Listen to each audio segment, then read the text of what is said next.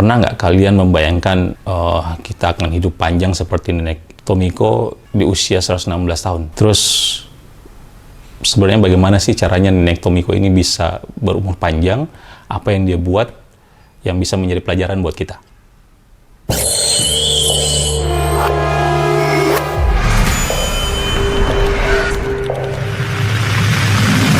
Hai, Assalamualaikum warahmatullahi wabarakatuh. Kita lanjut ya. Hari ini sebelum saya memulai, saya pengen mengucapkan turut berduka karena di tanggal 29 Desember 2024, Nenek Tomiko Itoka dari Jepang, manusia yang tercatat paling tua versi Guinness World Record, itu meninggal dunia, tutup usia di umur 116 tahun. Tapi sebelum saya lanjut, buat kalian yang suka dan belum subscribe channel ini, tekan tombol merahnya ya. Oke, mari kita mulai. Jadi Nenek Tomiko Itoka, beliau orang Jepang, tercatat di Guinness World Record itu dia sebagai manusia tertua di dunia, umurnya 116 tahun gitu ya. Beliau ini menyandang predikat tersebut sejak Agustus 2004. Sebelumnya Nenek Maria Brañas Morero dari Spanyol itu meninggal dunia atau tutup usia di bulan Agustus tahun 2004. Umurnya tuh 117 tahun. Beda-beda tipis ya. Tapi kalau dari catatan GWR juga, Guinness World Record-nya itu sebenarnya manusia tertua yang pernah ada itu di umur 122 tahun. Namanya Nenek Jean-Louis Calment, orang Prancis yang tutup usia di usia 122 tahun. Perempuan semua ya. Memang kalau kita lihat daftarnya memang dominan orang tertua di dunia itu perempuan. Kembali ke Nenek Tomiko Itoka, beliau ini lahir di tahun 1908 gitu ya. Yang artinya beliau itu sudah melewati atau merasakan dua kejadian perang dunia, perang dunia pertama dan perang dunia kedua. Kalau kita lihat keseharian atau kalau kita baca tentang sejarah Nenek Tomiko Itoka ini, beliau ini sejak muda memang sangat aktif ya. Muda itu beliau atlet voli, kemudian dan mempunyai hobi hiking ya, naik gunung. Di umur 70 tahun beliau tuh masih melakukan kegiatan hiking, jadi mendaki gunung. Salah satunya itu Gunung Ontake di Jepang yang mempunyai ketinggian tuh sekitar 3.000 di atas permukaan laut. Tinggi men. Itu usia 70 tahun. Usia 80 tahun beliau mengikuti perayaan atau ziarah ke 33 kuil di Jepang, dan itu masih sehat. 33 kuil ini kan bukan yang berdekatan ya, jauh, dan dia harus mengelilingi gitu ya, ke 33 kuil ini. Dan di umur 100 tahun beliau itu masih aktif ya, masih aktif naik tangga batu gitu ya, jalan itu tanpa menggunakan tongkat. Memang jadi bagaimana selalu aktivitas yang mengeluarkan keringat ya.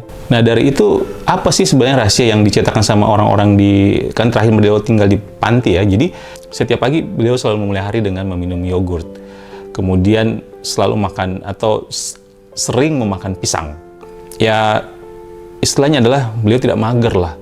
Sudah makannya sehat, terus badannya tuh diusahakan bergerak biar aktivitas fisiknya itu tetap ada. Nah ini kalau kita tarik benang merah itu ada sama dengan Nenek Jean-Louis Calment tadi yang umurnya 122 tahun. Beliau itu juga suka melakukan ini ya, kegiatan sosial, berkumpul dengan orang. Jadi badan tuh tidak diam ya, selalu bergerak. Artinya prinsip hidup mereka tuh apa ya? Aktivitas, berolahraga, kemudian kurangi stres, selalu jaga pola makan, gaya hidup. Itu yang harus dijaga ya. Itu yang menjadi kebiasaan-kebiasaan kalau kita baca literatur mengenai orang-orang yang umurnya lebih panjang gitu ya, dari angka harapan hidup. Kalau angka harapan hidup di dunia itu di tahun 2024, angka harapan hidup manusia itu di angka 73,3 tahun.